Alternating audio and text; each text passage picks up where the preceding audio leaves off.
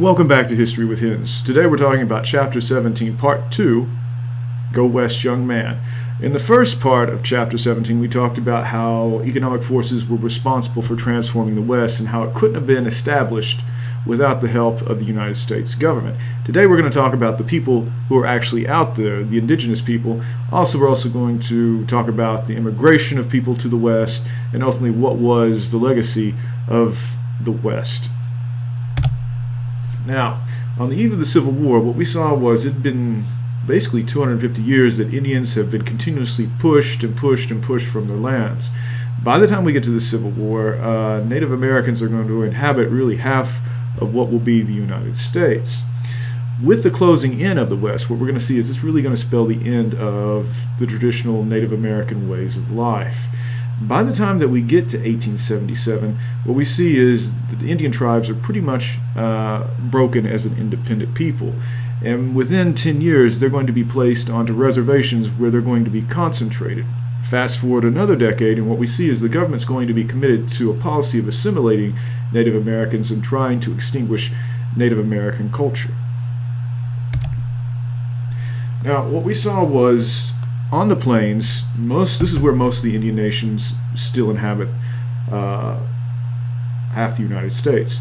These are various tribes with kind of various languages, but they still have something of a general uniformed culture. They all still live by hunting the buffalo or the bison, and for the remainder of the video, I'm going to just refer to them as buffalo. The buffalo, like I said, or had said, really provided food, clothing, fuel, shelter, you name it. We'll talk more about that in a moment. But what we saw was by 1861, again on the eve of the Civil War, more and more indigenous people of the West are coming under the sway of white culture. What we're seeing is the traditional ways of making and doing things was slowly being forgotten as Native Americans became more interested in accumulating things produced by Americans, cloth, metal, weapons. And what we saw was the biggest kind of significance to these Plains Indians was the arrival of the horse. And if you remember when we talked in 1301 about the arrival of the Spanish and kind of the Columbian exchange, Europeans were responsible for bringing the horse to the Americas, and this transforms the Plains Indians' lives. And what we saw was, even though there were a lot of benefits living out on the plains, there were some drawbacks as well. The extremes in weather, also insects, we'll talk about that. Also relying heavily on the buffalo to provide them a kind of main staple for the support of the tribe. And when the buffalo left, what were they going to do? So what we saw was with the buffalo, like I said, this became kind of the staple for Native Americans on the plains. Buffalo were the kind of one-stop shop, kind of like what the woolly mammoth was to early man in the Americas, or what would be the Americas. As you can see, as the painting depicts on the left, oftentimes Indians would try to disguise or camouflage themselves into the environment, often by putting on wolf skins and slowly creeping up to the buffalo. I don't know if you know anything really about the buffalo. The buffalo are kind of large, hairy cows, somewhat nearsighted, very irritable, easily spooked, like I said, irritable, and it takes a lot of courage to creep up to a buffalo. As you can see, the painting below, if my video image isn't obscuring it, but you can see it on the slides in Blackboard. Again, with the addition of horses, now they can easily continue to hunt the buffalo. They can travel along with the buffalo and hunt them. The picture on the right demonstrates what we're talking about, how the buffalo was the one-stop shop for these Plains Indians. Again, the hides from the buffalo were used in making shelter for teepees, for clothing, bones were made into tools, even the dung of these buffalo were used as fuel for fire. And as you can see, the Plains Indians were a very nomadic people, again, having to follow the buffalo herds. Teepees were temporary shelters that could be put up and taken down relatively fast, and again, in the quest of following the food source. Now let's talk about how the federal government's starting to change its policy towards Native Americans. When gold is discovered in California in 1848, there is kind of a rush to link east and west. And by 1851, what we see is the government is already thinking of ways to push the Native Americans aside. Like I said, Native Americans at this time were viewed by most Americans as kind of being this kind of quaint throwback but they're also viewed as being a group of people that stand in the way of progress. So by 1851, the U.S. government has contracted with an Indian agent by the name of Thomas Fitzpatrick to hold a Great Council of Tribes. Thomas Fitzpatrick was kind of a known explorer, trapper, hunter. He had had great respect for the natives. The natives in turn respected him. They called him Half Hand because his hand was halfway blown off when a gun misfired. And so they had a lot of respect for his prowess. And so at this Council of Tribes, over 10,000 Native Americans appear representing various tribes. And here they're going to sign the Fort Laramie Treaty, as the photograph shows, if I'm not obstructing it. Now, this Fort Laramie Treaty, what it got the Native Americans to do was to accept certain limits on their hunting grounds in exchange for gifts and payments for the federal government. And basically what this was a policy of trying to concentrate these Native Americans into an area. Basically, they would be giving these reservations in Wyoming, North and South Dakota, Montana. So again, it was a policy of trying to limit the Native Americans, nomadic people who were used to moving around, and getting them to try to stay in one area, again, concentrating them and trying to basically divide the tribes against one another, and it was a kind of conquer strategy. But as we see, or will see, the government doesn't really have any interest in actually honoring its commitments to the Native Americans.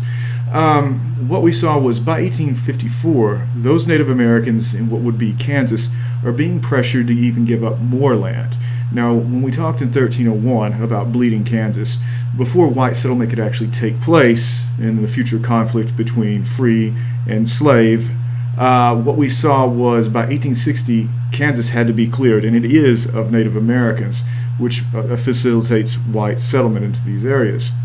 What we saw was during the Civil War, during 1862, with the North desperately in need of everyone they can get in uniform, the soldiers are actually pulled out of the West. And so when the soldiers leave the West, what we see is that there is a rise of these Native Americans off these reservations. And what ensues during this time is basically 5 years of fighting between Native Americans and white settlers who are still out west. It really facilitates, massacres on both sides. By the time the Civil War is over, by 1867, when Reconstruction is going on in the South, as we talked about in the previous chapter, the government goes back to this policy of concentrating the Native Americans on these reservations. And what we saw were the Plains Indians were going to actually be placed on 2 small reservations.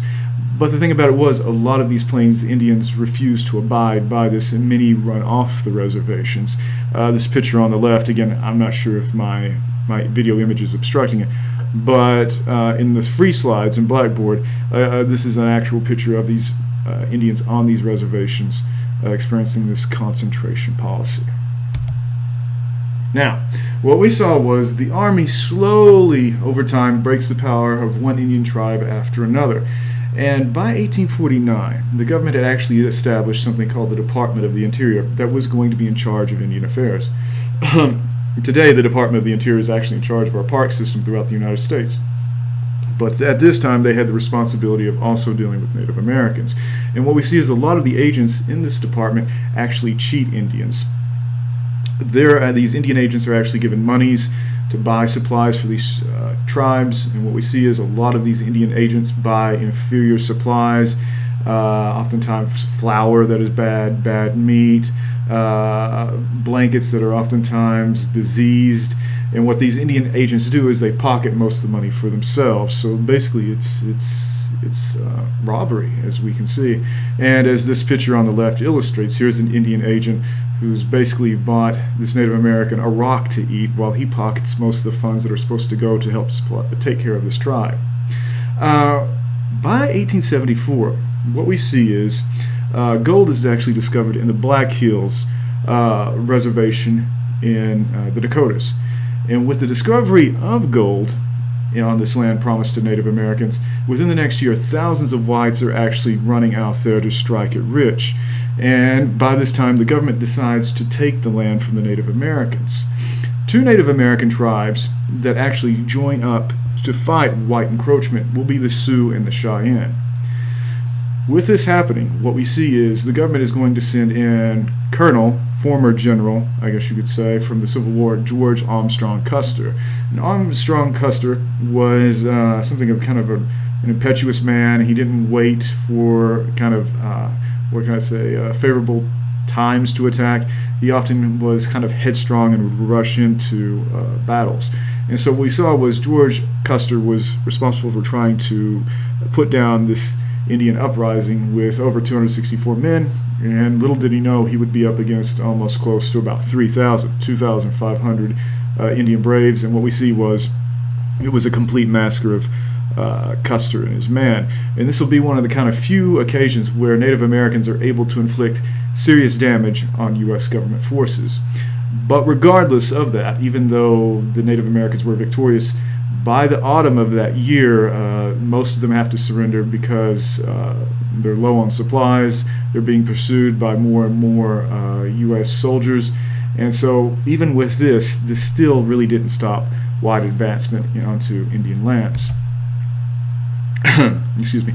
Here's a depiction of Custer's last stand. After Custer's last stand, Colonel Custer was kind of deified almost, and throughout the West, if you went into bars and saloons or hotels, you would see this picture hanging up in some form or fashion, where Custer is kind of in that last stand to the last round fighting these Native Americans.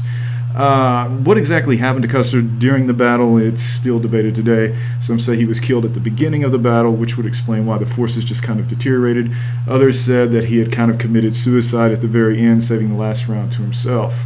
Regardless of what happens, if you go out to the Battle of Little Bighorn, the battlefield today in Montana, you'll actually see, if you can see here in the picture, there's these graves that are not really organized. They're just kind of sporadically here and there. And when the army actually came in after the massacre, they buried the soldiers where they found them. So you can kind of see exactly where the soldiers were when they fell during this battle. Now, let's talk about the Indians' defeat, what ultimately defeats the Plains Indians. This was really due to the eradication of the buffalo.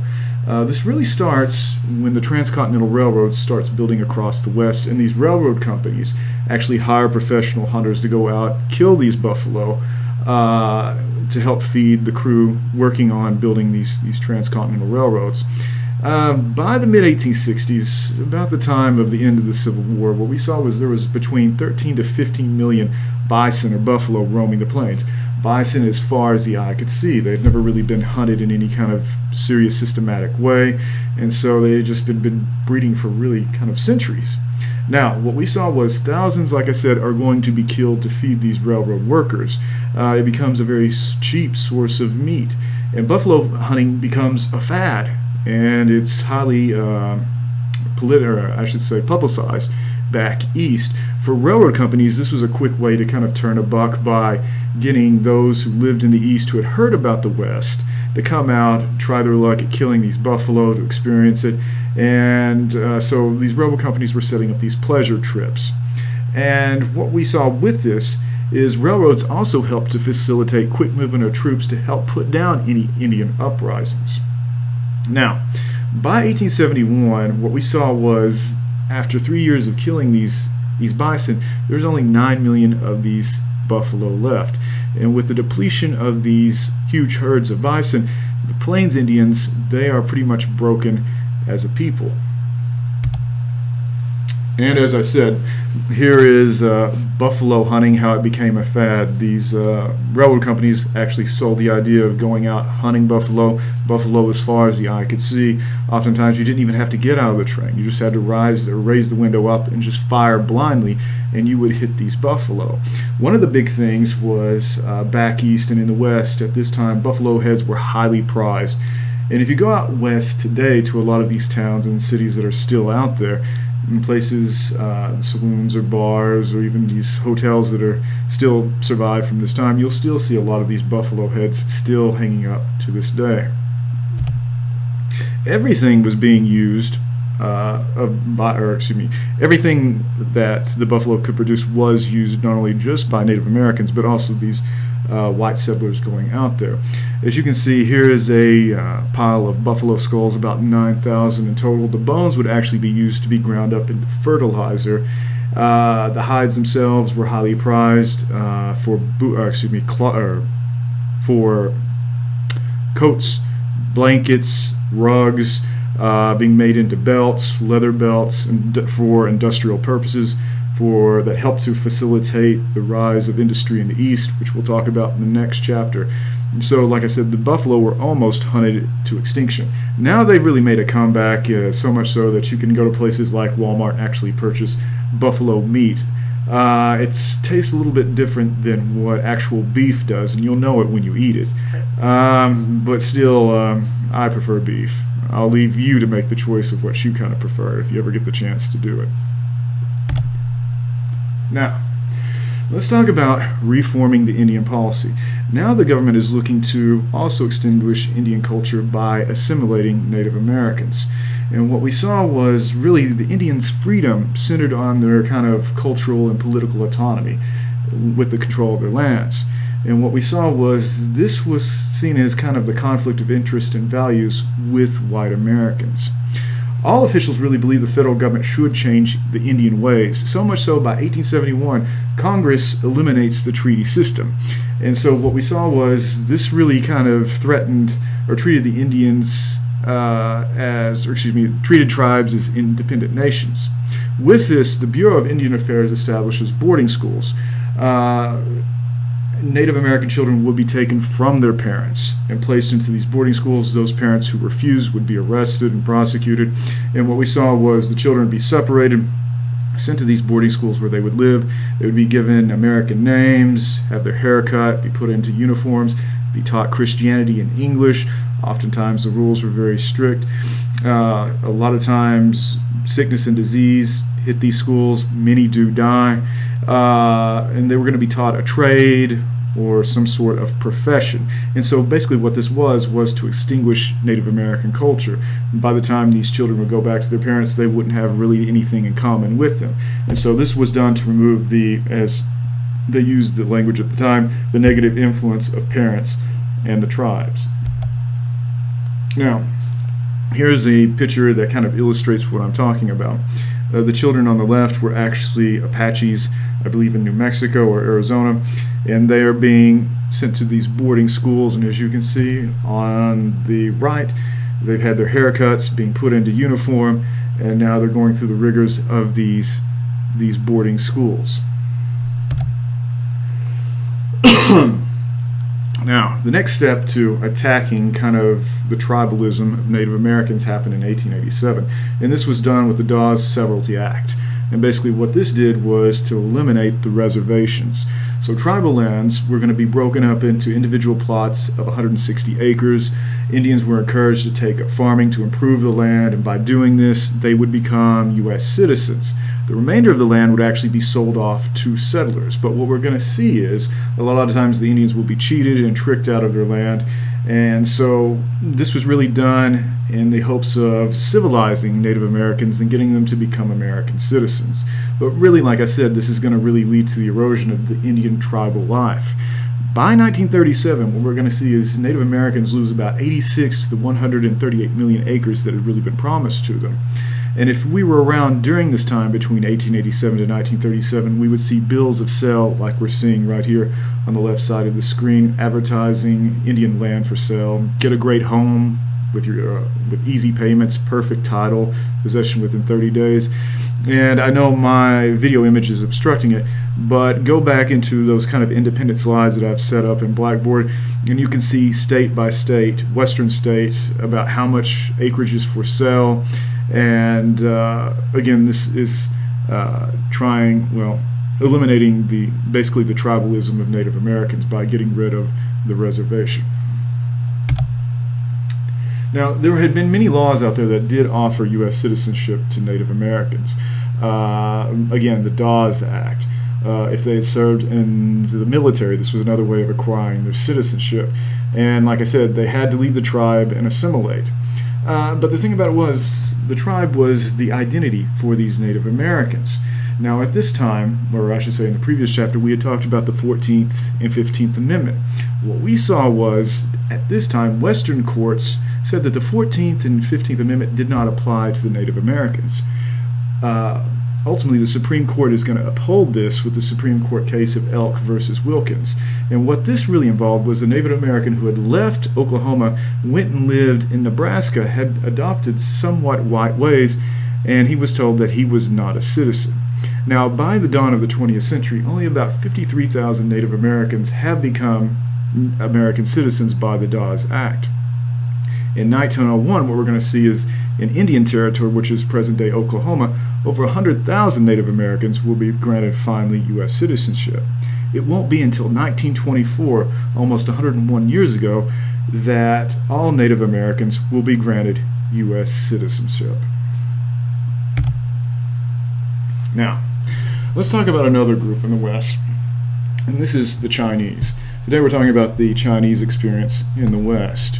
Now, at the time that gold was discovered, a lot of Chinese are brought over to help work in the mines. During the laying of the Transcontinental Railroad, many of these railroad companies went to China, recruited young men to come work on the railroads, and what we saw was many of these Americans had believed that once the work was over, these Chinese would go home, but this really didn't happen. By 1869, when the Transcontinental Railroad has been completed, many go to the cities. And what we see is a lot of these Chinese will establish thriving communities and towns and cities, the most famous of which is San Francisco with Chinatown. That's still a thriving Chinese community in the United States today. But many are going to live very circumscribed lives, meaning they're not going to really be enjoying the full benefits of living in America. A lot of these people are subject to racial violence. Throughout the West, there are these anti-coolie clubs that have been set up to restrict the lives of the Chinese. Now, by 1879, the state of California actually works into their their constitution, where they're denying Chinese the right to vote in the state of California. Also, Chinese cannot be employed on any public works. So if California was going to build roads or bridges or any kind of infrastructure, Chinese legally could not be hired. They would have to hire white Americans to do this. Ultimately, what we're seeing is this anti-Chinese feeling will culminate in 1882 with the Chinese Exclusion Act that barred all Chinese immigration into the United States. And this is the first time that the U.S. Uses race as a factor to stop immigration into the country. Ultimately, the Chinese Exclusion Act will continue up until World War II, until it's finally rescinded. We were fighting with the Chinese against the Japanese, and it didn't look too good that we were restricting our ally from coming into our country. Now, with the Chinese Exclusion Act between the years 1890 to 1900, a 10-year time period, the Chinese population in the United States, specifically in the West, decreases by 1/3. Most that stay are going to kind of find themselves working in minimum wage, low menial jobs. A lot of them, to escape this kind of poverty, are forced into self-employment in areas like restaurants and laundries. By 1890, in California, over 6,400 Chinese work in laundries. They constitute about 69% of the laundries in the state of California. And as you can see here, the cartoon criticizes the Chinese Exclusion Act. I know my image is blocking it, but the cartoon, the notice on the wall says, "Notice communist, nihilist, socialist Fenians and hoodlums welcome, but no admittance to Chinamen." And I don't know if you can really see the cartoon too well, even on the slides, but his bag says industry, and he's sitting on a box called order.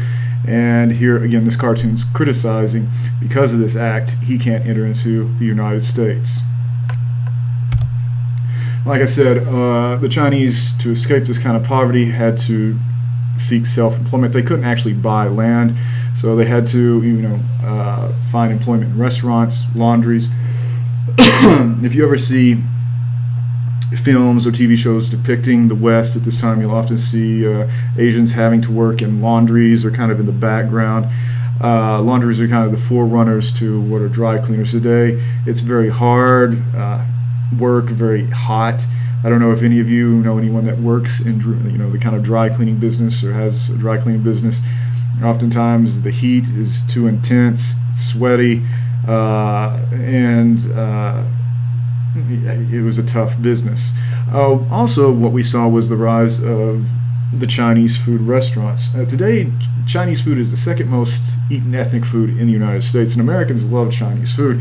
And where this really came from was out west, these restaurants, Chinese restaurants, served the Chinese. And what we saw was miners would often come in demanding food, and oftentimes the Chinese themselves didn't know how to cook for these whites, and so they would take ingredients that were left over from the day and cook these up and give them to the miners. And it was kind of love at first taste, I guess you could say, and Chinese food became extremely popular. That was kind of the birth of what is known as chop suey. In Chinese, that's known as scraps. Of course, by the 1920s, Chinese food becomes extremely popular, especially with the creation of the fortune cookie. In China, ironically, it's known as the American cookie. And so these were the two avenues that were available, like I said, for the Chinese in trying to improve their condition in the United States economically. Now, let's talk about the culture of violence in the West. Basically, what we see is in popular culture, even today, it tells a story of kind of righteous individual violence. And it really has two forms, the Western genre. One is the gunfighter. He's a good guy, and he and an outlaw have to fight it out. Or it's brave pioneers versus bloodthirsty Native Americans. And so even during this time, books were circulating around the globe, spreading this myth of the American frontier. And what we see is in this, violent criminals of the time gain international fame. Americans always loved our outlaws and gangsters, our criminals. We kind of romanticized them, but a lot of these guys, or I should say all of them, were violent, psychopathic criminals. And most of these criminals really live unromantic lives, and they have very bloody deaths. Case in point, Billy the Kid or Jesse James. What we also see is, in the West itself, vigilantism was more common. It was this collective violence. And what we talk about, or what we mean by vigilantism, is, say if someone is accused of a crime, and before they can actually be brought to trial, they're being executed. So, again, the legacy of the West is very ambiguous, and it has, how can I say, really kind of a darker side than what we really like to talk about. Now let's talk about memory and myth, basically. It's really hard to overestimate the West as a geographic area and an ideal. What we saw was the myth, the American frontier, really takes off even before the frontier is completely settled. And what we saw was the myth becomes more popular than the truth. And it was celebrated then as it's celebrated today still. And it's seen as being part of the American identity. Individualism, rugged self-determination. But what we saw in part one is it was really the government that helped to conquer the West along with big business. But this myth is still celebrated even today in books, movies, and TVs. Case in point, rodeos. They kind of reimagined that hard frontier experience, and I think some of you have been to these rodeos. But like I said, there's a dark side to this image. We don't talk about really or celebrate the extinguishing of Native American cultures, the violence that's really out there. And so, again, it seemed to justify the mistreatment of Indians and their environment. The person that's really responsible for blending myth and history would be William Buffalo Bill Cody. Now, he actually was a hunter that had been brought out by one of the railroad companies to actually kill buffalo. He had taken place in the Indian Wars of the 1860s and 1870s. And what we saw was he became kind of an international star through his Wild West show. He became highly popular during this time in the East due to kind of dime novels that kids and young adults would read that exploited his adventures. And what we saw was he'll bring together, in a circus atmosphere, Native Americans, bison, kind of the outstanding people today, Annie Oakley, several Indian chiefs, and they would be brought together under one tent and kind of travel around the country. So people in the East who had read about these personages and heard about these things, these kind of wonders of the West, could actually see them. He becomes highly popular, even so that he tours Europe. Many kings and queens actually attend these shows, and he helps to perpetuate around the world this idea of the American, that rugged individualism, that cowboy, the Wild West, I guess you could say. And so again, he recreates, like I said, this idealized version where actual history that was unfolding became more myth than anything else. So that's the end of chapter 17, part 2. We'll be talking in the next chapter about the rise of industrial America. We'll be talking about the robber barons, people like Andrew Carnegie and John D. Rockefeller. So join me next time with History with Hens. Thanks.